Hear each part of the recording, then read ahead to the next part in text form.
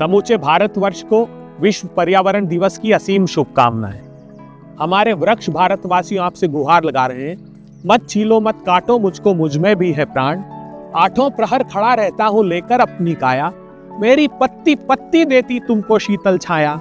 फिर भी चला रहे हो आरी, कैसे हो इंसान, मत छीलो मत काटो, मुझको मुझ में भी है प्राण। भारतवर्ष पर मां प्रकृति की असीम अनुकंपा का उदाहरण देखिए कि भारत विश्व के 2.4% भूभाग पर बसता है और यहाँ 7 से 8% प्रजातियां वास करती है।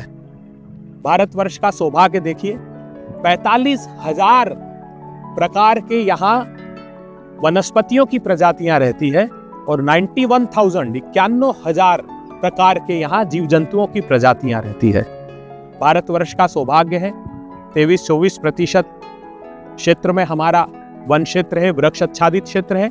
और मध्य प्रदेश का सौभाग्य तो और भी अधिक, 27-28% भूभाग पर हमारे यहाँ पर वन क्षेत्र और वृक्ष आच्छादित क्षेत्र है।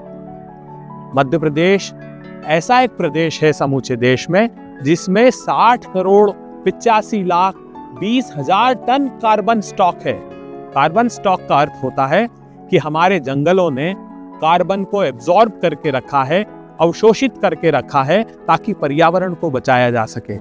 तो ये बहुत बड़ा कंट्रीब्यूशन हमारे मध्य प्रदेश का है। पर्यावरण के प्रति हमारी आध्यात्मिक और धार्मिक आस्था सनातन समय से है। गीता में भगवान श्री कृष्ण कहते हैं कि पार्थ, वृक्षों में मैं पीपल हूँ।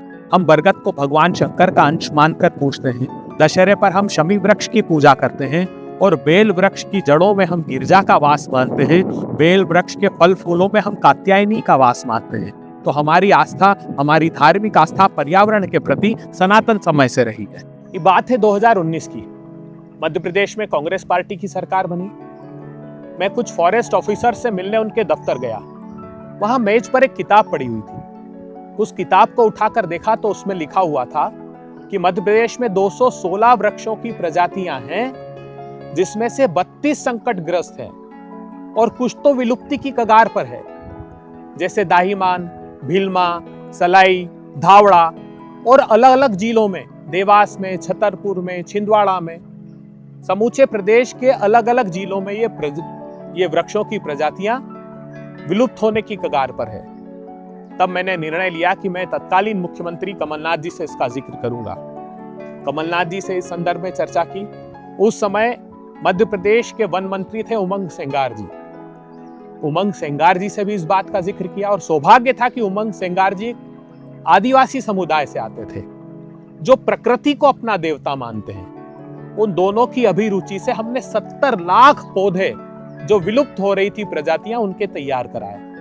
अभी जब मैंने आते वक्त पूछा इस बारे में तो कॉम्पिटेंट ऑफिसर्स ने बताया कि एक लंबी प्रक्रिया होती है। 20 से 25 वर्ष उन पौधों को वृक्ष बनने में लगेंगे। तब तक हमको मॉनिटरिंग करनी होगी कि उसमें से कितनी जो विलुप्त हो रही प्रजातियों को हम बचा पाए हैं, और ये प्रक्रिया वर्ष दर वर्ष निरंतर चलती रहती है। मैं मध्य प्रदेश के नागरिकों से आग्रह करता हूं, आज जब विश्व पर्यावरण दिवस है, कि आप एग्जॉटिक प्लांट को मत लगाइए, या कम से कम लगाइए। आप नेटिव प्लांट्स को, जो हमारे हैं, जो हमारी प्रकृति में पैदा होते हैं, उनको लगाने की कोशिश कीजिए। बड़ का वृक्ष है, पीपल का वृक्ष है, नीम का वृक्ष है, इमली है, आंवला है, जामुन है, जो हमारे अपने प्राकृतिक परिस्थितियों में पैदा होते हैं। विश्व के प्रसिद्ध पर्यावरणविद और अमेरिका के उपराष्ट्रपति अल गोर अपनी किताब एन इनकन्वीनियंट ट्रूथ में पृथ्वी के सांस लेने की प्रक्रिया को बहुत खूबसूरती से वर्णित करते हैं। अर्थ ब्रीदिंग में वो कहते हैं कि जब वसंत ऋतुराज का मौसम होता है तब करोड़ों नई पत्तियां वृक्षों पर आती है और उनमें जब प्रकाश संश्लेषण की क्रिया होती है तो वो बड़ी मात्रा में कार्बन डाइऑक्साइड को एब्जॉर्ब कर लेती है और वातावरण में ऑक्सीजन बहुत बड़ी मात्रा में होती है। और जब शरद ऋतु होती है, पतझड़ का मौसम होता है, तब बहुत बड़ी मात्रा में कार्बन डाइऑक्साइड वातावरण में होती है। अर्थात पृथ्वी भी वर्ष में एक बार सांस लेती है और छोड़ती है। अल गोर ने कैसे अर्थ की ब्रीदिंग का किस्सा अपने किताब में वर्णित किया। एक होम्योस्टेटिक मैकेनिज्म होता है, अर्थात पृथ्वी प्रतिसंतुलित करने की एक शक्ति रखती है। जब भी हम अधिक भौतिक परिवर्तन करते हैं तो पृथ्वी अपने जैविक परिवर्तनों से उसको प्रतिसंतुलित करती है। मगर जब प्रतिसंतुलन की क्षमता उसकी नहीं रहती तो हैजार्ड होते हैं, प्राकृतिक आपदाएं आती हैं। इन प्राकृतिक आपदाओं से समूचा विश्व कालांतर से चिंतित है और कई बार विश्व की बिरादरी एक साथ बैठी है। कहीं अतिवृष्टि होती है, कहीं बाढ़ आती है, कहीं भूस्खलन होते हैं। तो COP26 में यह तय हुआ, कॉन्फ्रेंस ऑफ पार्टीज 26 में भारत ने समूचे विश्व से वादा किया है कि वो उसका अपना कार्बन उत्सर्जन कम करेगा। तो हमने पंचामृत लक्ष्यों को निर्धारित किया। पंचामृत लक्ष्य में क्या? पहला लक्ष्य भारतवर्ष ने रखा कि हम 2030 तक 1 अरब टन कार्बन का उत्सर्जन कम करेंगे। दूसरा उन्होंने कहा कि हम अपने रिन्यूएबल एनर्जी सोर्सेस का अधिक प्रयोग करेंगे। तीसरा उसने कहा कि फॉसिल फ्यूल जो हमारे हैं उनको हम अब कम प्रयुक्त करेंगे।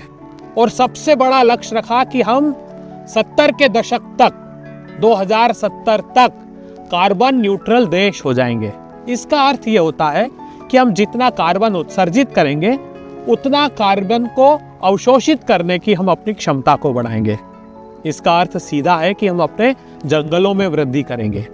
मगर एक और जब हम ये प्रतिज्ञा लेते हैं कि 2070 तक हम कार्बन न्यूट्रल होंगे, तब हम हजारों हेक्टेयर का हमारा हंसदेव जंगल काटने वाले हैं, सिंगरौली का मध्य प्रदेश का जंगल काटने वाले हैं, अंडमान निकोबार का हजारों हेक्टेयर का जंगल, अर्थात 17-18 हजार हेक्टेयर के जंगल हम काटने वाले हैं। 25-30 लाख वृक्ष। तो क्या हम उन अपने 2070 के उद्देश्यों की प्रतिपूर्ति कर पाएंगे? तो हम कॉम्पिटेंट पर्सन से, जिम्मेदार लोगों से, प्रधानमंत्री से यही आग्रह करते हैं कि वक्तव्य और व्यवहार का अंतर हमको समाप्त करना होगा। हम जो वक्तव्य दें, जो वादा करें विश्व बिरादरी से, उसको व्यवहार में अमल करें। तो आज विश्व पर्यावरण दिवस के दिन हम सभी लोगों से प्रार्थना करते हैं कि माँ प्रकृति की न सिर्फ रक्षा करें, उसके संवर्धन के लिए भी आगे आएं।